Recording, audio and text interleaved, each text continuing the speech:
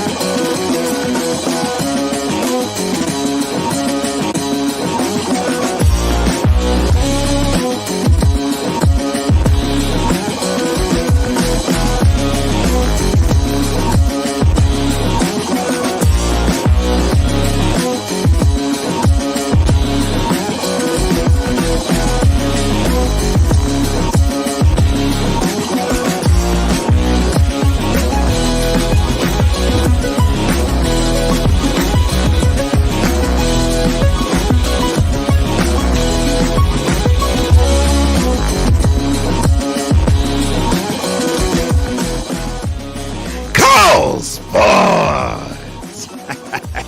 The Mothership is back, and I'm so glad to be with you. And on this episode of the return of Cole Sports, we're going to talk about the CFP Championship game, or should we call it the SEC Invitational. We're also going to break down Week 18 of the NFL season, last week of the regular season. We're going to talk a little baseball and going in, and we're going to, of course, award the DOLT of the week. And I got a special tribute and upon further review. But let's get right to it. Headlines, please.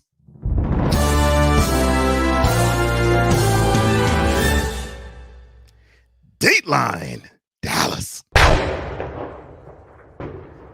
Now, in the first CFP semifinal, it was Alabama and Cincinnati, and Alabama took care of business 27-6, but it was not your average, everyday, ordinary type of 27-6 game.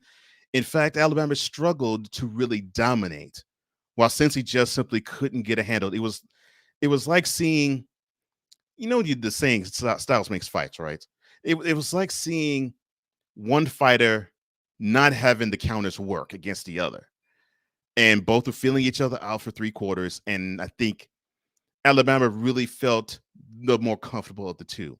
So they advanced and they played the following team. Dateline, Miami. What was that game? The Orange Bowl, unlike the Cotton Bowl in the other CFP semifinal, basically was all Georgia. 27-3 at the half, 34-11 to end all things. And in Indianapolis, we have an all SEC Invitational. Yes, it is Alabama in one corner. It is Georgia in the other corner. Monday night, we will see who will be the national champion. Now, Georgia has had issues with Alabama in the recent years. They've had recent trouble with them. Just look at last month's SEC Championship game, where Georgia ruled everybody, steamrolled over everybody, but they had no answer for Alabama. I think there still will not be an answer for Alabama coming Monday night. Hopefully, we get a game, and hopefully I'm wrong. But I'm seeing that it's going to be Alabama winning yet another national championship. That seems to be what they do. They always win, win, win. Isn't that right, T-Pain? Dateline, Green Bay. Aaron Rodgers yet again wants to speak out of turn. That bad liar talks about the two-class system for the vaccinated versus unvaccinated players. Rodgers was on his normal platform, the Pat McAfee Show, and he opined the following. Quote, "What I don't understand, though, is it makes no sense to me to continue to spread this narrative that non-vaccinated players are more dangerous, or that these super spreaders, which hasn't been proven to be true. I don't understand this two-class system that exists in our league. It's changing all the time. It doesn't back it up. There's not many unvaccinated guys left in the league, but it's obviously not a pandemic of the unvaxxed. It just doesn't make sense to me. We're still punishing non vaccinated players. Close quote. Here's what should make sense to you, Mr. Rodgers. We have a pandemic. You got to protect yourself. I have to protect myself. We all have to protect ourselves. And if you don't see it for that, then you're going to be head scratching all the while, like you have always been. But you don't have to fight the power here, man. All you have to do is just take care of yourself and make sure that you are, well, either vaccinated and good or unvaccinated and you're taking more precautions than probably you would like to, probably that you're more comfortable to, and do your due diligence. That's it. That's all. There's nothing else involved. There is no cancel culture coming after you like when you lied about yourself being vaccinated. There's nothing going on. All you have to do is just take care of your medical self. That's it. Nothing else complicated in this. Boy. Dateline Toronto. Well, it looks like the NHL players are disliking the fact that they are being barred from playing the Olympics. Brad Marchand, the left winger for the Boston Bruins, is among the handful who are voicing their frustration over the league's decision to say, nah, you're not setting foot in Beijing. Now, even though the agreement between the league and the NHL Players Association was contingent upon the conditions of the pandemic that's out there, hopefully not worsening and disrupting the season, well, many of them think that, well, we wanted to have a choice, but the league decided to take the choice out of our hands. Well, in a lengthy, well, this Twitter can be lengthy. In a lengthy post posted on Twitter, Marchand said the following quote, for all of you who want to pack back about forfeiting pay while being gone, not a problem. Let the players make their choice. Close quote. Now, I'm not going to say that I disagree with Marchand. I get it. These are grown men, and you want to have the decision of, do I want to represent my country and play in the Olympics or do I not? You want to have that decision yourself. I get that. So I can't really fault him or many other NHL players for saying, wait a minute, don't take the decision out of our hands, NHL.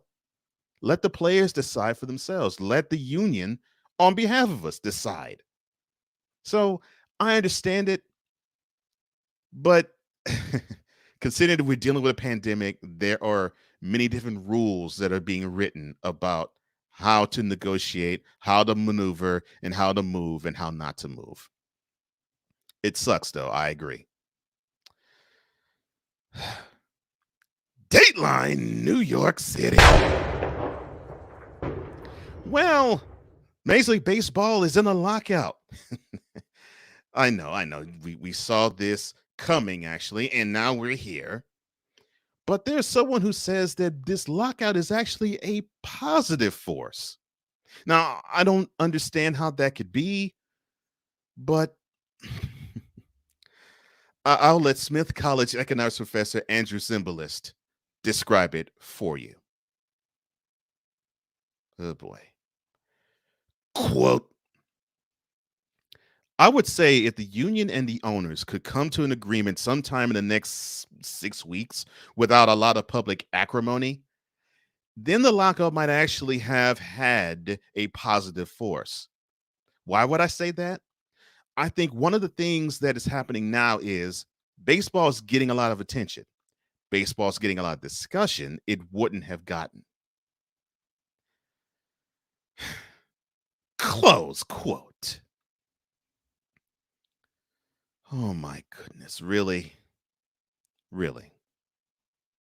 I don't care what sport it is, sir.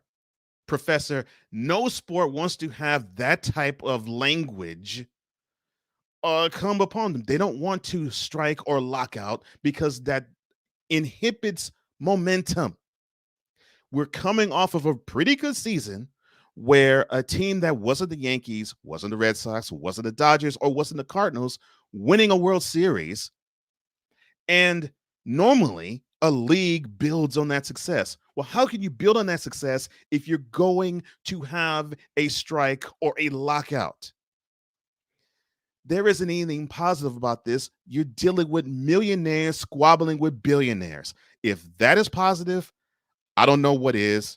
And I guess I must need to go back to the dictionary to understand what the word positive means. Because a strike or a lockout is never positive for any league. Oh my goodness. Dateline NFL. We are now in week 18 of the 2021 regular season in the National Football League. You believe that? 17 weeks have passed by. This weekend will be the 18th and final weekend.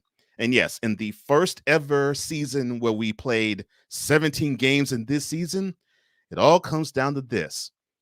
So in the scenario in the AFC, if the Titans win against the Texans in Houston, they clinch home field throughout in the AFC. If not, and the Chiefs Saturday go to Mile High and beat the Broncos, the Chiefs will, for the, I believe, third year out of 4 years, be the number 1 seed. The Bengals are trying to fight off the Bills for the number 3 seed. Of course, they're trying to fight them off. The Bengals will have the tiebreaker if they end up with either 10-7 or 11-6 marks. The Bills, though, are trying to fight off the Patriots to win the AFC East. If the Bills win, they win it. If they lose, the Patriots beat the Dolphins, they win the AFC East. You have the wild card. None of the 3 have been settled. It all comes down to Sunday. The Colts, they must travel to Jacksonville. If they win, they're in. There is nothing else complicated about that. Now, of course, other scenarios that if they lose and other teams lose, they get in. But it's simple. If they win, they're in. And there are some other teams that are still alive in the AFC. The Ravens and the Steelers, who meet Sunday in Baltimore, they still have a shot. Now, if the Ravens win, they have to cross their fingers and hope the Colts lose. The same thing with the Steelers. But in the Steelers' case, they have to hope for the final game of the year, which is going to be between the Chargers and the Raiders in Las Vegas. The winner goes in no matter what else happens. But they are praying, the Steelers are, that it does not end in a tie. They hope there is a winner. Because if the Chargers and Raiders tie and the Steelers win, all 3 teams will have 9-7 marks. Guess who will be out of the picture because that team lost to the Chargers and the Raiders. That's the AFC picture. Now, over in the NFC, well, the number 1 seed's already been sown. That's the Packers. The NFC, the road to Super Bowl, will go through Lambeau yet again. The Rams, they will be facing the 49ers at home. They're crossing their fingers and hope if they win, they will lock down the number 2 seed. If not, that will probably be the Buccaneers because I do not see them at home losing to the Panthers. Then you have the Cowboys and possibly the Cardinals. And I say possibly because if the Cardinals beat the Seahawks and the Rams lose to the 49ers, the Cardinals end up being the NFC West champs. The Cowboys, whether they win or lose, will be ensconced in the number 4 seed no matter what. The Eagles have already clinched. It just matters. All that matters for them is if they're going to be the 6th or the 7th seed. So then it comes down to the 49ers and the Saints. Now, the Saints go to Atlanta. They traveled and play the Falcons. The 49ers, as I already mentioned, they are going to travel to play the Rams. If the 49ers beat the Rams, they're in no matter what. But if the Rams beat the 49ers and the Saints decide to beat up on Atlanta, then it's the Saints who get in. They will be, no question, in, but they will be the 7th seed.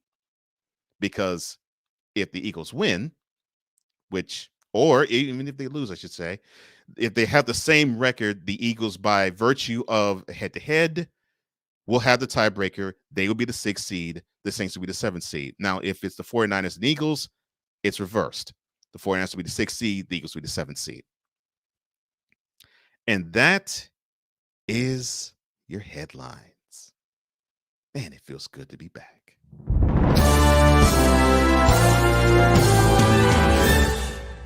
Later, we're going to talk about more baseball, right? Also, we have our DOLT of the week, and I think you're going to enjoy it because I have something to get off my chest there. Coming up next, more baseball?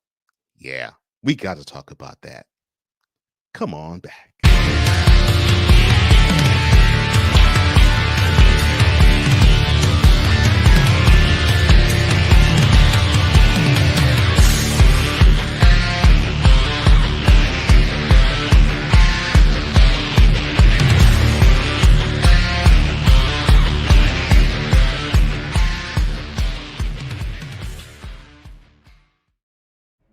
If your sports coverage is like a poker hand, you always want to play the winning hand, correct? That's what I thought. Well, what if I were to tell you there is a program where you can have intelligence with humor, with fact-based news, and all on a daily basis? I got that program for you. On the Daily, presented by Cole Sports, every Monday through Friday, only on YouTube.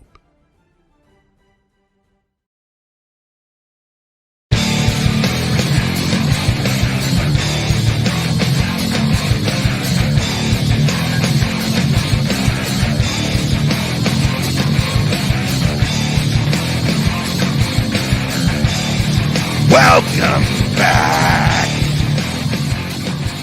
Cole Johnson, Cole Sports, and we have to discuss a little more about baseball. We now have talked about the lockout. We're now going to talk about the Hall of Fame.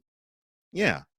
There are names that you know: Barry Bonds, Roger Clemens, Sammy Sosa, Manny Ramirez, Gary Sheffield, Andy Pettitte, and newcomers such as A-Rod and David Ortiz.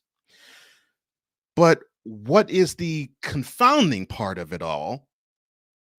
Most of these players have asterisk beside their names, or in front or in back. But maybe we need to discuss further if they should, and if we need to not ban them any longer.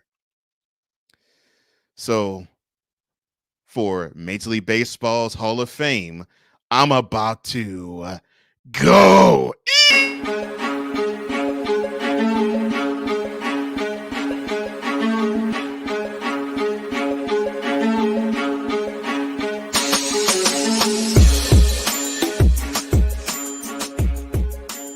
So this came upon my desk. It's a USA Today article, and Bob Nightingale of USA Today wrote on this, and he, talked about in his ballot why some guys who abuse PEDs would be included, but there's one that he won't.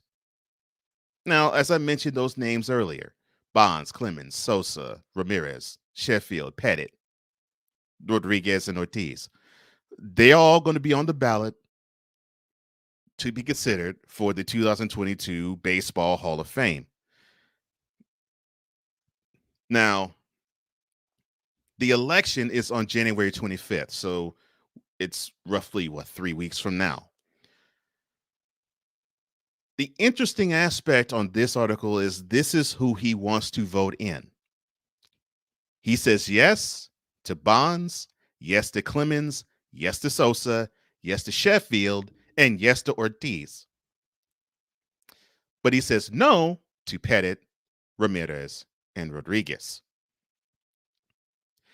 Now, in particular, A-Rod is one where I don't think many people will really question or doubt or even put up a fuss about if he should or shouldn't be included. After all, statistically, he is one of the greatest baseball players in history. And good Lord, ESPN and Fox trot him out as often as they possibly can. The problem with him is that he, at the time, well, I should say, period, has received the largest drug suspension in the history of Major League Baseball. And because of it, he missed a whole season, 2014. You have Manny Ramirez, who also was a great hitter in his time. With drugs, he was suspended 3 different times. Now with Pettit, he was not a hitter; he was a pitcher, lefty. At that, what I don't get as to why Nightingale wants to not include him is he actually truthfully admitted that he took human growth hormone. But I think he takes umbrage with the fact that he wasn't punished for it. In my estimation, I get it, but I think that you have to weigh the truth with what he did on the field, or I should say in this case on the diamond. Now, with Ramirez and Rodriguez, it's open and shut. They abused, no question. Then to me, it is up to that particular voter to say, does the punishment outweigh the merit?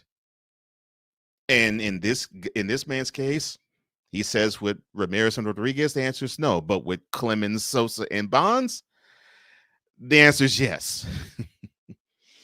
The talent just outweighs the merit. I mean, there's nothing to be discussed here, which I can understand. I mean, you have a 7-time MVP in Bonds, a 7-time Cy Young Award winner in Clemens, and you have Sosa who hit over 500 homers. So I get it. I mean, they created a wonderful legacy. I know you probably say, well, Ramirez came. I mean, well, yeah, Ramirez hit over 500 homers too, and Rodriguez almost hit 700. I know. But to me, I think Bonds deserves to be in because he was a flawless baseball player before he got jacked up and was on the cream and all that type of junk. Because people forget, they understand his Giants career, but people forget his Bucks career, his Pirates career. He was an awesome 5-tool player there. He could hit for average. He had speed. He had the glove and he had the arm. I mean, he had it all. Before 1993, to me, that was the year when he got traded to the Giants. That was when I believe he decided to take off and go in another stratosphere. And then, in my opinion, he saw the summer '98 with Sosa and McGuire. They were getting all the attention, and Bonds, who to me is a better baseball player than the both of them, said, they're getting all the attention. I'm getting shafted. Forget that. I'm going to take what they did and do it better. And what happens? He ends up hitting more homers than anybody else in the regular season himself 3 years after McGuire did. So you have that stress. Then you have Clemens, 7-time Cy Young Award winner.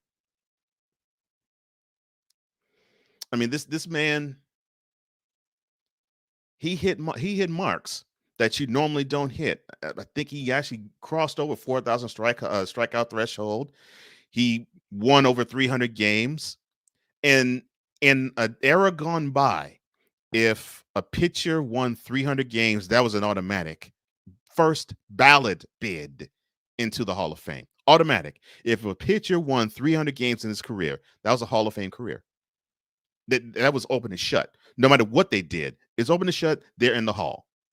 500 homers, open and shut, you're in the Hall.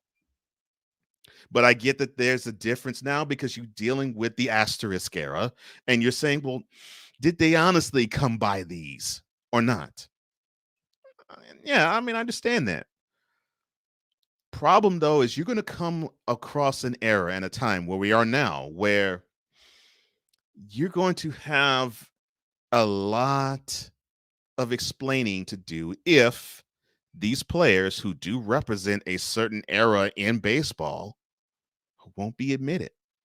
And of course, there's also a push for Bonds and Clemens to be admitted because this will be the last time each name will be admitted. And if they don't, I think they would have to be written in special committee style. Otherwise, they won't be admitted to the Hall of Fame any other way. Now,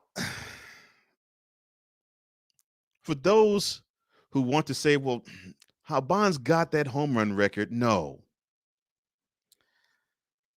Or how Clemens Clemens winning a Cy Young award after the age of 40, no, that shouldn't fly. That shouldn't go. But I believe if they don't, we'll be shaming, in my opinion, the best batter and the best pitcher in that particular era. Because I don't care what you say, people packed stadiums for both guys. You don't believe me? Go back and look. Fathers, sons, and grandfathers packed stadiums to see Clemens pitch, and they most certainly packed them when they wanted to see Bonds at the plate 3 or 4 different times.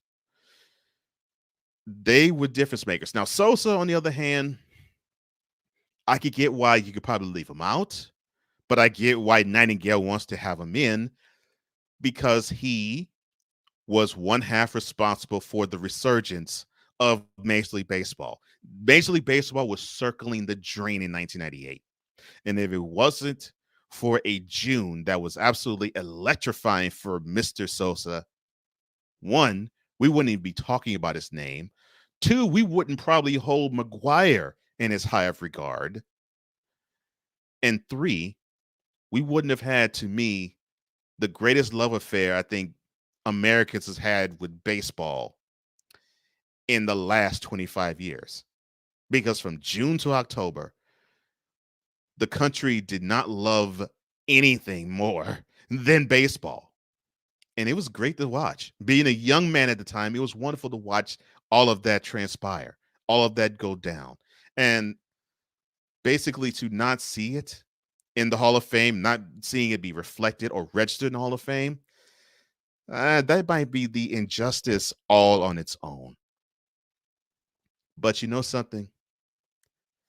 I'm glad that somebody is actually considering the fact that we're going to have to admit some people who probably wouldn't even see the light of day because of this asterisk in, because what they did on the field simply cannot be ignored.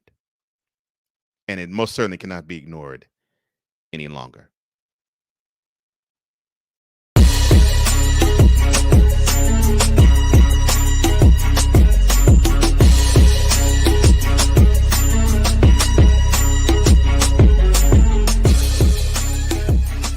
When I come back, the DOLT of the week.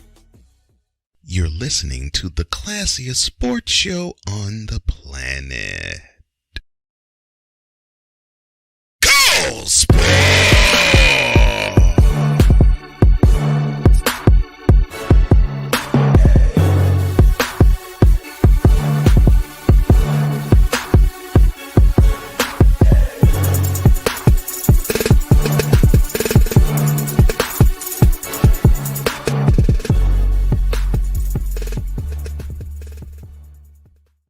From the Vault, a look back at a key moment in sports history.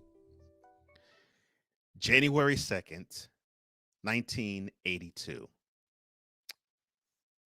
I remember it fondly because it was the day I fell in love with football.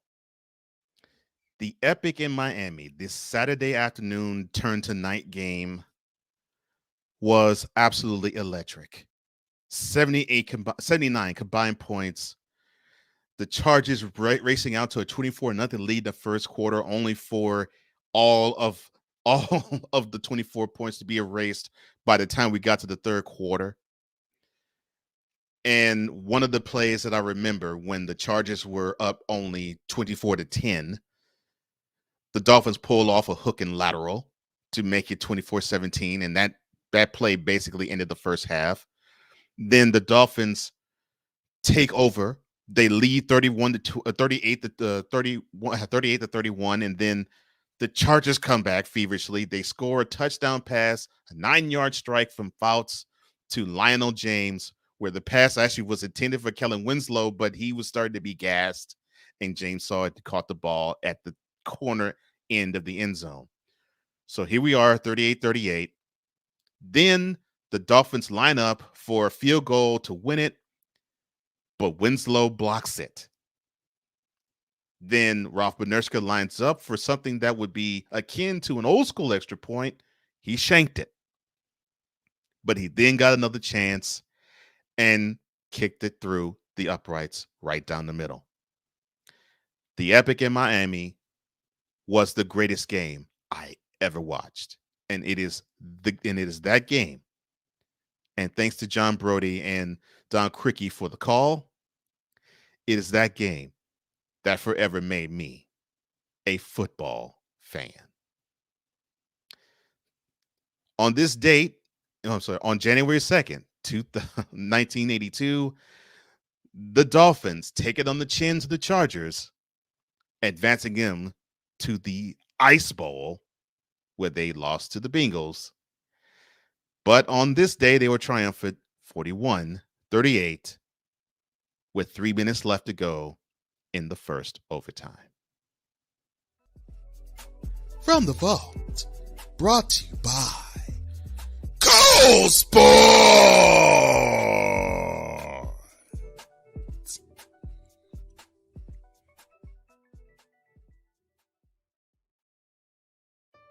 Greatness, agony, defeat, struggle, victory, championship, immortality. Which moments stand out in your mind through the annals of time? Cole Sports presents That Was Then, a sports retrospective. Only on Patreon.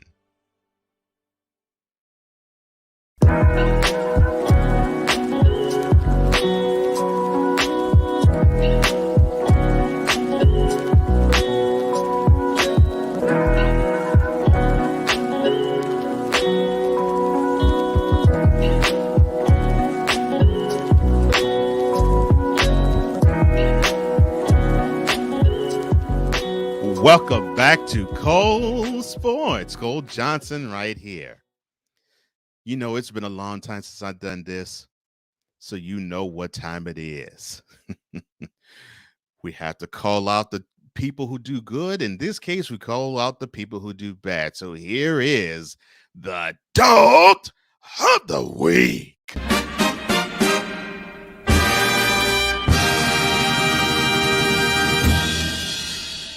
The DOLT of the Week is sponsored by nobody. The winner of this episode's DOLT of the Week, hit me with the trumpet sound, is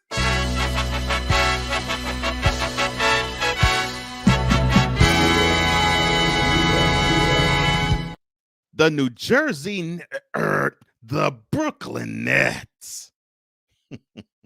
Why are they on this ignominious list? The first of 2022. I'm so glad you asked. Now, I know you haters will probably say, well, you're saying this, Cole, because you have a not so favorable opinion about Kyrie Irving. No, I'm not saying it about him. I'm saying it about them. And why I'm saying it about the organization, they made a huge, bold decision to say, you know what, Kyrie, the rest of the team is vaccinated. You're not. But you can only be a part of this team on a full-time basis if you are. Kyrie, strong in his convictions, and I'm cool with that. That is his decision. He says, I choose to still be unvaccinated. Okay. So you have one side that says, I choose to be unvaccinated. You have the other side that says, well, only vaccinated players will be playing on the team. Well, I don't see a problem with that. I don't. I don't. I mean, general manager Sean Marks at the time said, Quote, we're looking at putting a group of people out there that are going to be able to participate fully. And that's what it comes down to. Close quote. Now, the language there is cut and dried. He said this almost 3 months ago. He said this around October, right before the season began. But a funny thing happened on the way to the NBA Finals. Now, the Nets are considered to be the favorites in the East. And of course, in a pressure cooker, as in New York, being the number one media market in the country, there's a lot of expectation. And of course, you have those expectations hopefully being met or not being met because of where the team plays. But in October, you said you want players to be fully vaccinated. This week, you say, nah, we will allow Irving to play in road games.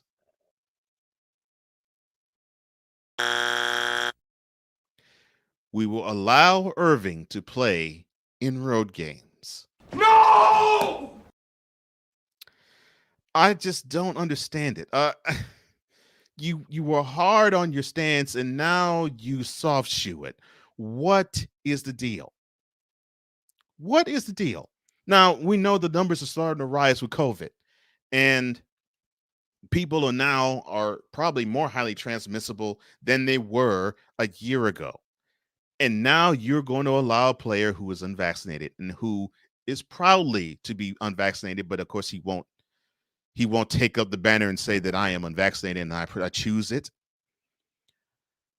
But you allow him to be there at a time where it is probably even more dangerous to allow him to play with the team. And then let's not even talk about the fact that this plays into chemistry issues. You have a guy who is part-time.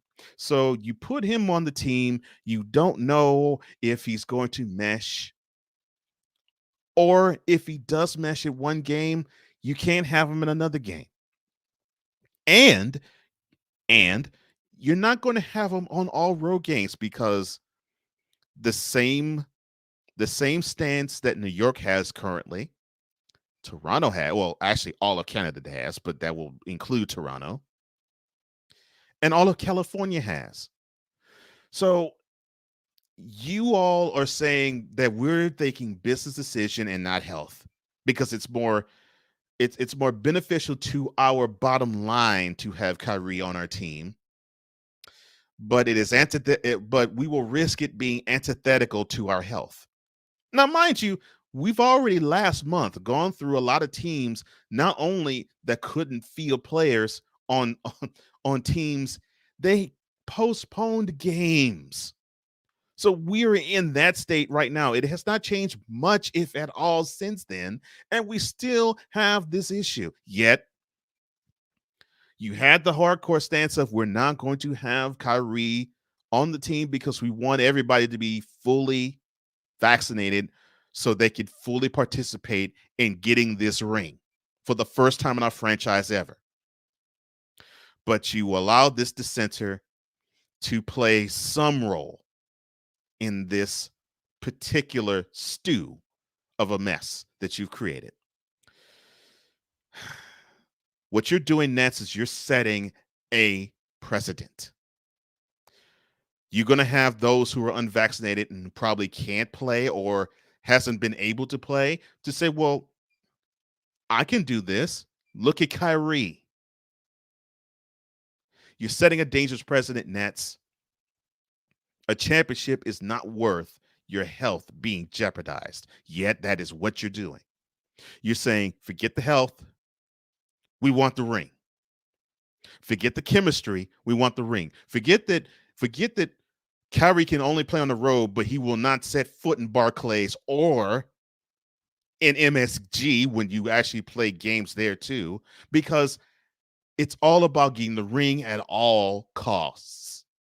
Well, if it's about getting the ring at all costs, you have just screwed up your opportunity to get your ring. And I get it. You got Durant, who, and I've said this, it is contingent on him, Kyrie, and Harden because the team is basically thin in terms of talent after those three. And I've said because Kyrie is acting a fool, and not even because of the pandemic. Last year, before we even dealt with anything called I should say last year when we were dealing with the post bubble, and he already had many months off before the bubble. He plays maybe 8 games or so, and then he decides, oh well, I need a break. He tells nobody where he's going. We then see him come up celebrating his sister's birthday. Didn't tell the team, didn't tell his players, didn't tell anybody where he was going. Now, does that make sense? To me, it doesn't, but to Kyrie, it does. And now to the Nets, it does. Well, have at it. Have at it. Because now Nets organization, you're going to contribute to your team tanking probably sooner than you ever could possibly think. And I know you were seeing, well, I know we have to contend with the Suns and the Warriors, but man, the Bucks and the Bulls are no joke either. Well, what really is no joke is the fact that you're harboring somebody who is unvaccinated, and he could probably take your whole team down healthwise, and chemistry-wise. I hope the rest of the season is just as entertaining as a soap opera, because that is what you have just invited for not just the Nets, but for all of the Aztec National Basketball Association.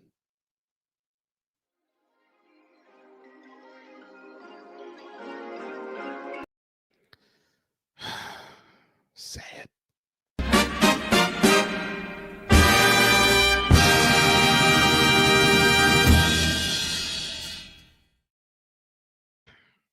When we come back, we're going to say goodbye to one Mr. John Madden.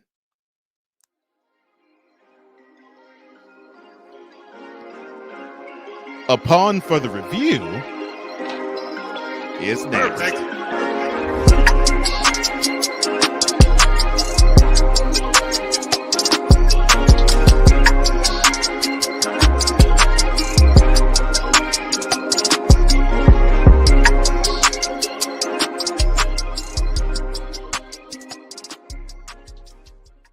Discouragement, sorrow, distance. Your arguments cause damage to your family. The hurt leads to divorce. You feel like there is nowhere else to turn. But there is hope for you. That's where we come into play. There is an overcomer that lives inside of you. One ready to take on the world as you leap for joy, living in victory. You'll grow to love yourself and others. There's life after divorce, and you can claim it today. Get Over Divorce, where your new story begins here every Thursday on YouTube and Spreaker.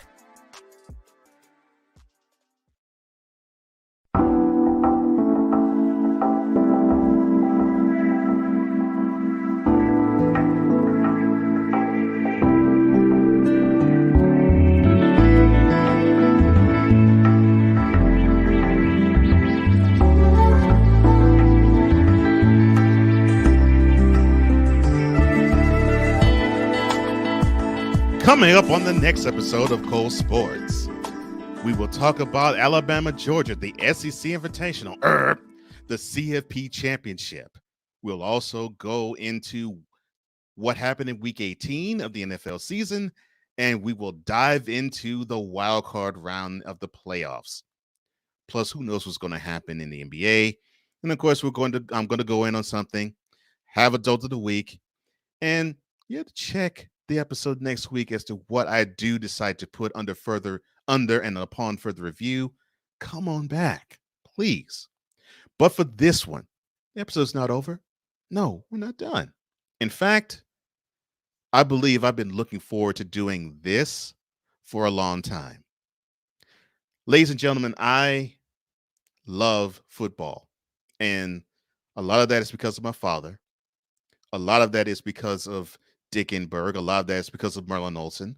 A lot of that is because of the Houston Oilers, the Love You Blue era. But also a lot of it is because of Pat Summerall and the man that we're going to honor right now, Mr. John Madden. A wonderful teacher, a wonderful, passionate personality, and quite frankly, one of the best, at worst, one of the best to ever touch a microphone in broadcasting. I put the life of John Madden upon further review.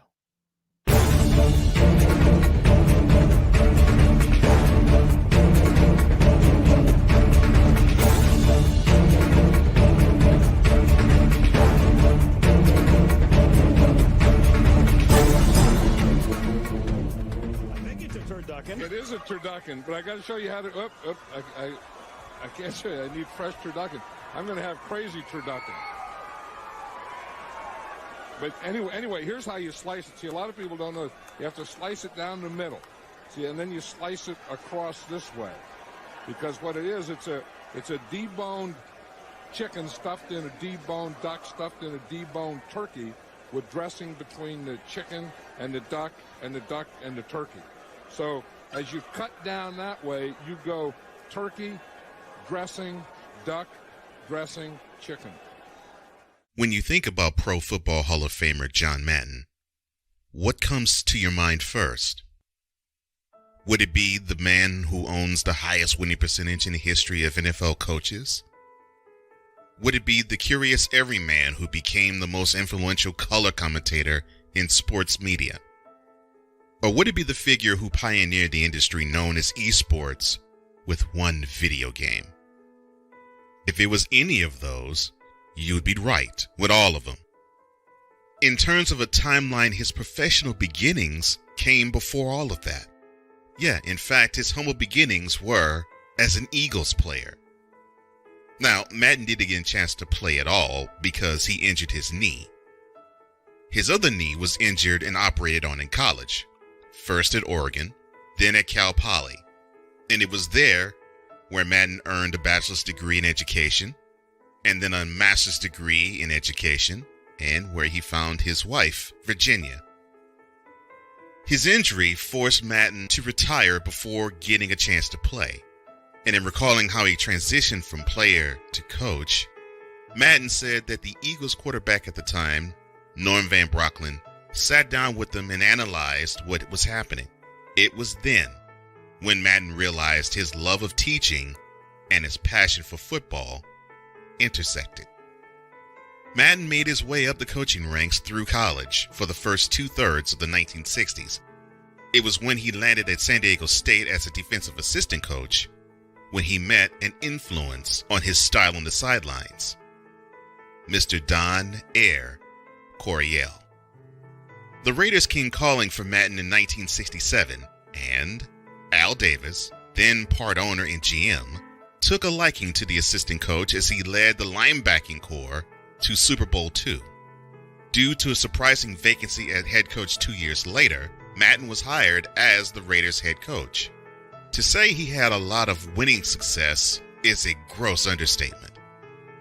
Alas, Madden saw a harbinger of things to come with losing in the final AFL Championship game to the Chiefs in 1969. He also tasted defeat in the AFC Championship games of 1970 to the Colts, 1973 to the Dolphins, and 1977 to the Broncos. However, it was one organization that seemed to have Madden's number throughout the entire 70s. The Steel Curtain, aka Pittsburgh Steelers. The 1972 divisional round game between them was in the Raiders' hands until an immaculate reception changed all of that. The Raiders in 1974 gained their vengeance while ending the 2-year Dolphins' NFL dominance with the Sea of Hands game. But the next week, they lost to the eventual Super Bowl champion Steelers in their first of 3 consecutive AFC Championship tilts. In the 1975 AFC Championship game, the Raiders lost to the Steelers once again on a frozen field. But the Raiders got a measure of revenge in the 1976 AFC Championship game. They defeated the Steelers and claimed Madden's lone Super Bowl trophy in Pasadena, defeating the Vikings 32-14. Other games were associated with Madden's Raiders, like the Ghost of the Post and the Holy Roller. Madden developed an ulcer and experienced burnout, creating his exit from the sidelines. Madden traded the sidelines for the press box. He became a color commentator in 1979 and worked lower-tiered games on CBS. Then, after Tom Brookshire became a play-by-play announcer for CBS, splitting the popular Brookshire-Pat Summerall pairing, Madden joined the seasoned veteran behind the mic in 1981, and they made absolute football magic. Pat Summerall and John Madden. Those two names synonymously seem to go together quite naturally.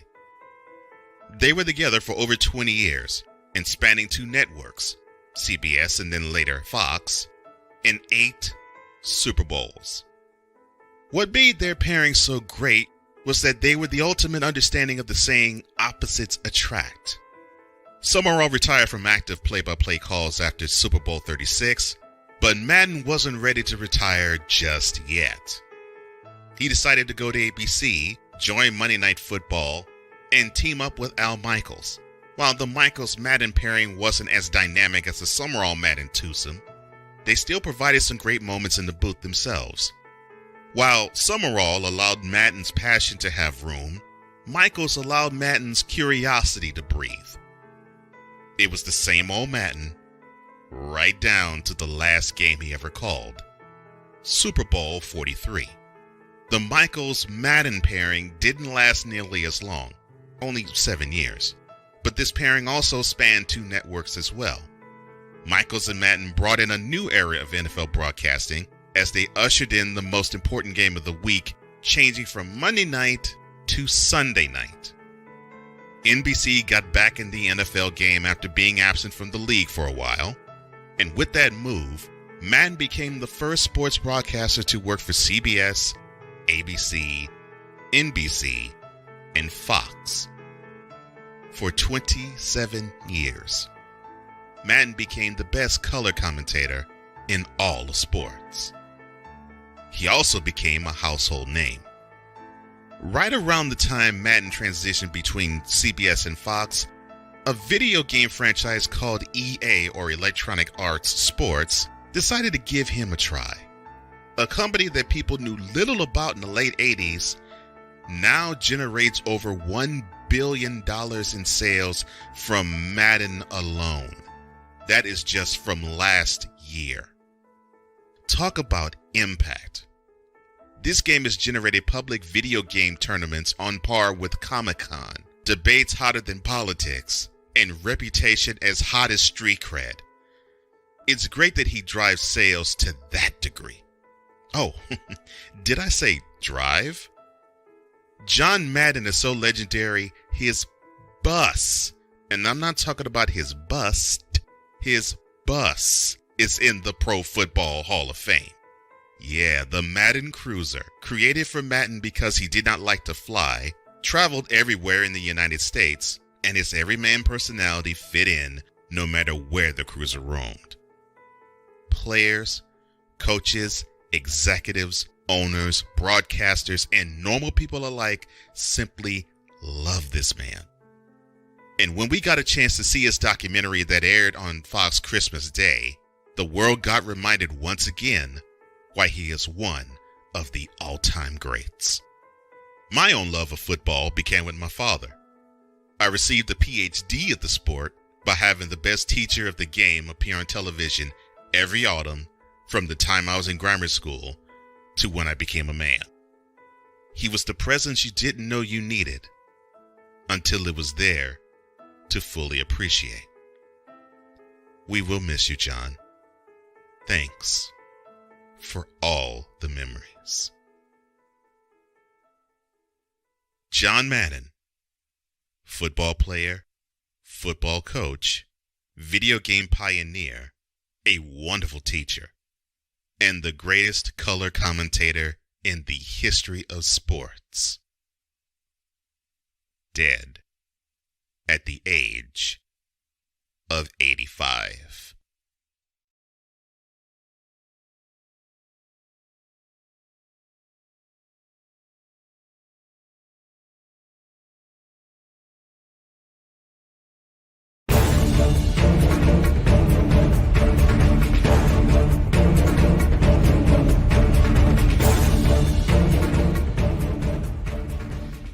And before I close, I want to say thank you so much for the well wishes, the encouragement, the positive comments. Thank you so much. It is because of that and because of you, VIP, this has come back. And I'm so glad to be back. Thank you again, VIP. I literally and strictly do this for you. Now, to reach me, go to colesports@gmail.com. That's with a Z. And here's the social media homes for Cole Sports.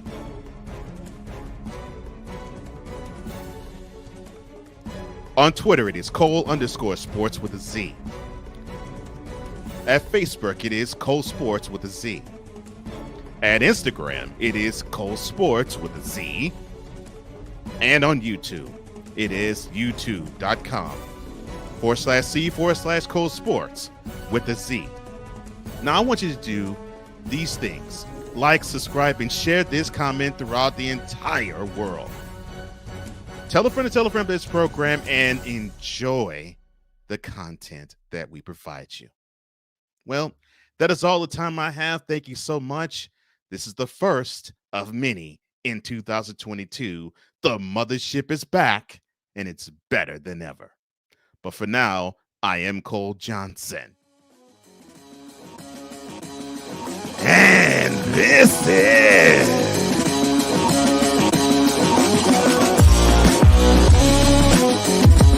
Cole Sports!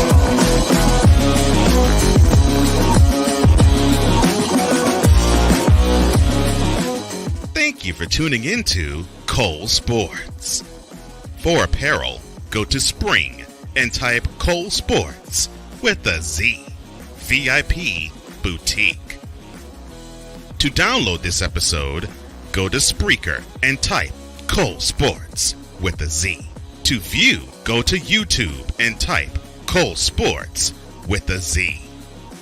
This has been a presentation of Comey Media Incorporated.